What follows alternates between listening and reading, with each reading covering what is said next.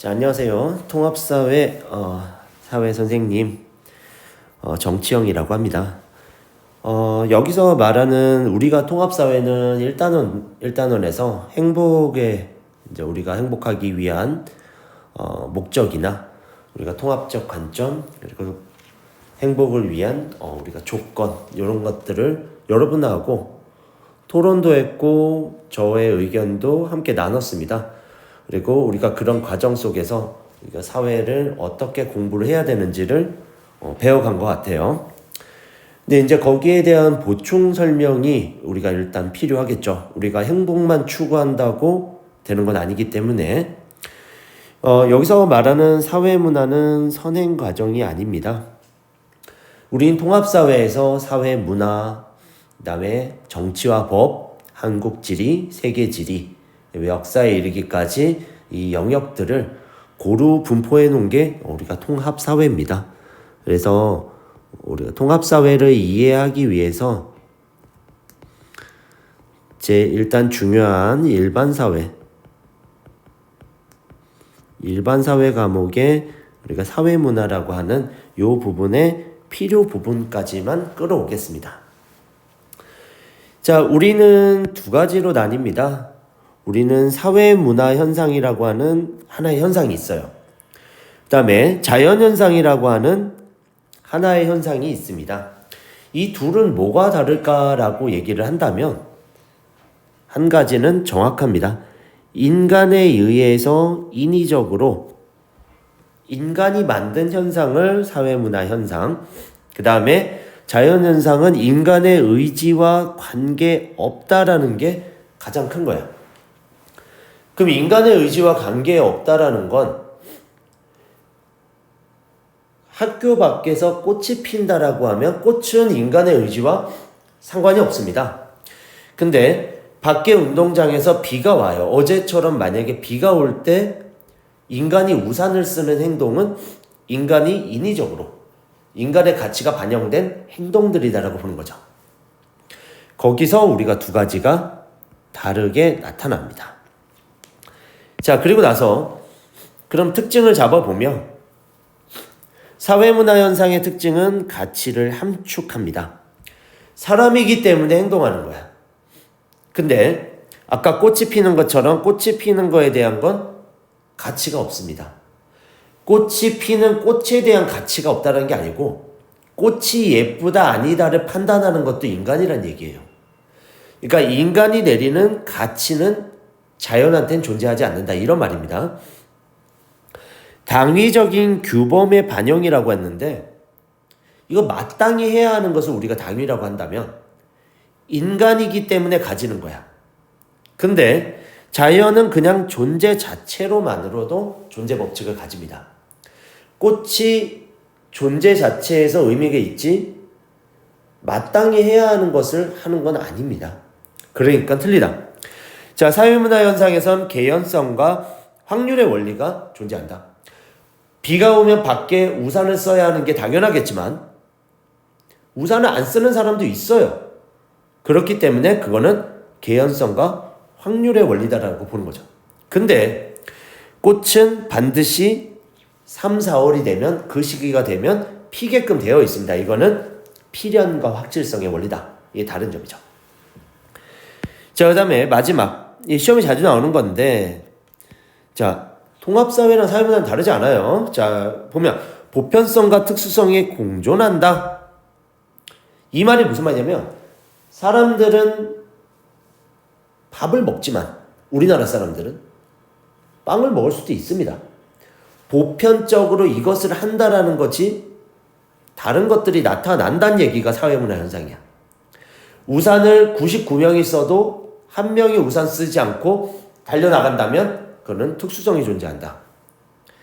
하지만 자연현상은 100% 보편성을 띱니다. A면 B가 되게 돼 있다는 얘기예요. 그래서 이 둘의 특징을 비교하는 게 우리가 중요하다. 물론 이 지금 비교 자체를 시험에 내냐?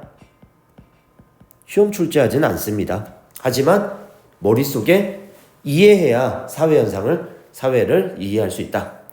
자, 우리 밑으로 넘어가 보겠습니다. 자, 거대한 두 개 관점을 제가 수업 시간에 설명을 했었죠. 여기에서 마르크스나 베버나 이 사회학자, 뭐 디르갱이라든가 부르디위에라든가 이 다양한 이야기들을 했었어요. 그때는 이야기로 했지만 이제는 머릿속에 넣어봅시다.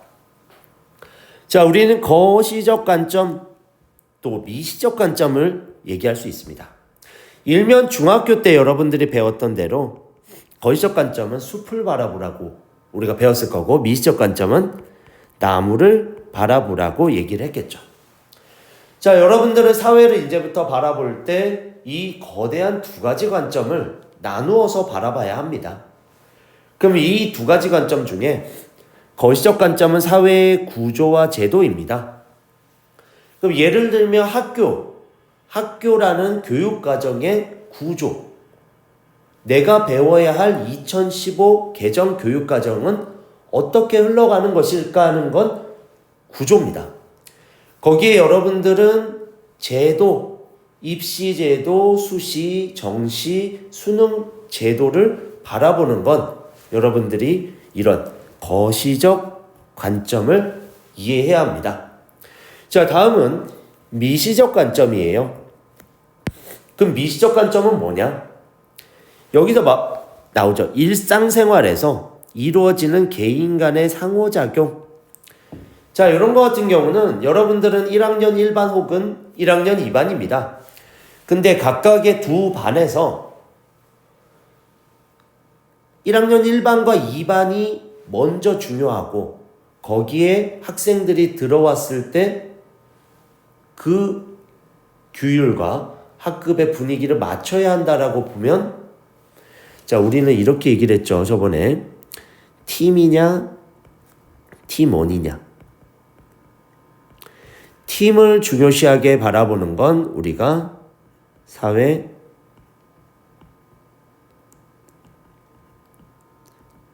실제론이라고 얘기를 했고요. 팀원이 더 중요하다라고 얘기하는 건 우리는 사회 명목론이라고 얘기를 했습니다. 자, 사회 실제론은 제가 얘기했듯이 1학년 1반이라는 반 자체가 중요하다라고 바라보는 거예요. 그리고 사회 명목론자들은 아니다. 그 하나하나의 학생들이 움직이면서 만들어내는 그 분위기와 상호작용이 1학년 1반을 만들어내는 것이다라고 얘기를 합니다. 물론 둘 다 중요합니다. 하지만 관점은 아예 달라요. 이 관점은 우리는 거시적입니다. 구조를 중요시해요. 하지만 이 관점은 미시적이죠. 자, 여러분들도 언젠가는 여러 생각들을 했을 겁니다. 자, 여러분들은 가정으로 돌아간다면 우리 가족이라는 구조, 어떤 틀이 중요하다라고 바라보는, 아니다. 또 가족 구성원들이 활동하거나 상호작용하는 것들에 의해서 우리 가족의 분위기가 만들어진다는 거대한 이 두 가지가 있습니다. 그래서 이런 관점 속에서 사회 현상들을 바라봐 주길 바라요. 그래서 여러분들이 어떤 행동들을 할 때 학생회를 나중에 운영을 하든, 나중에 사회의 미래, 어떤 사회 구성원이 되든 간에 두 가지의 관점을 가지고 바라보고 사회 현상의 문제를 해결해 나가길 저는 원합니다. 자, 그래서 여기는 개인의 상호작용에 맞춰서 주관적인 세계에 초점을 맞춤으로써 이렇게 하는 관점이 있습니다. 그럼 이 두 개의 관점을 조금 더 세부적으로 바라보면, 자, 기능론자들은 이렇게 소개를 합니다. 사회는 유기체예요. 살아있는 생명체란 얘기야. 살아있는 생명체와 같아서 생명체, 다양한 부분들이 상호 의존적 관계를 가지고 있다. 자, 의존적 관계 중요합니다. 자, 우리 사회에서 문제가 발생했을 때 하나의 문제는 다른 문제를 야기한다라는 것을 설명하고 있습니다. 1학년 1반에서 어떤 문제가 발생했더라도 그것은 사회, 학교 전체의 문제로 붉어질 수 있다라는 게 기능론자들의 이야기입니다. 그래서 하나의 체계를 이루고 있다. 그래서 그걸 우리는 사회 유기체설이라고 표시를 합니다.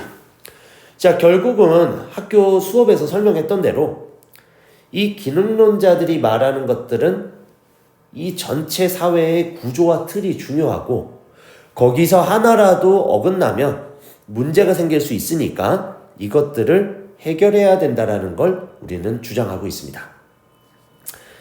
자, 그 다음에 오늘은 기능론까지는 다 설명을 하고 끝낼게요. 자, 그래서 기능론자들은 이렇게 설명을 합니다. 일시적 불안정 상태가 발생할 수 있다. 발생할 수 있지만 조화와 균형을 스스로 회복한다는 얘기야. 이게 과학 용어로 보면 우리는 항상성이라고 중학교 때 배웠을 겁니다. 우리 몸은 어느 한 부분이 이상이 생겨도 모든 세포나 우리가 극복하려는 의지가 있어서 자연스럽게 스스로 회복되어 간다라는 게 항상성입니다. 여기서 말한 것대로 똑같이 사회 규범과 제도는 사회 전체의 합의가 반영되었기 때문에 사회 통합과 존속, 질서 유지에 기여하게 돼 있다. 선생님이 뭐라고 설명했죠? 의사 선생님이 돈을 많이 받아야 될까요? 라는 질문에 여러분들은 이렇게 대답했습니다. 받아야 된다. 그럼 왜 이렇게 많이 받아야 된다라고 물어봤더니 모두 다가 그렇게 생각하고 있어요 라고 대답을 했어요. 그게 합의입니다. 국민 대부분이 합의하고 있는 부분이기 때문에 거기서 트러블, 갈등이 생겨도 이것은 국민의 합의에 의해서 해결이 될 수 있다라고 바라보는 게 기능론자들의 이야기입니다. 자, 그리고 이 사람들은 결국은 사회의 안정과 유지 통합에 유용함을 가져다 주고요. 그리고 사회의 갈등을 유발하거나 사회 변화를 부정적으로 바라보는 것에는 한계점을 가지는 부분들이 발생합니다.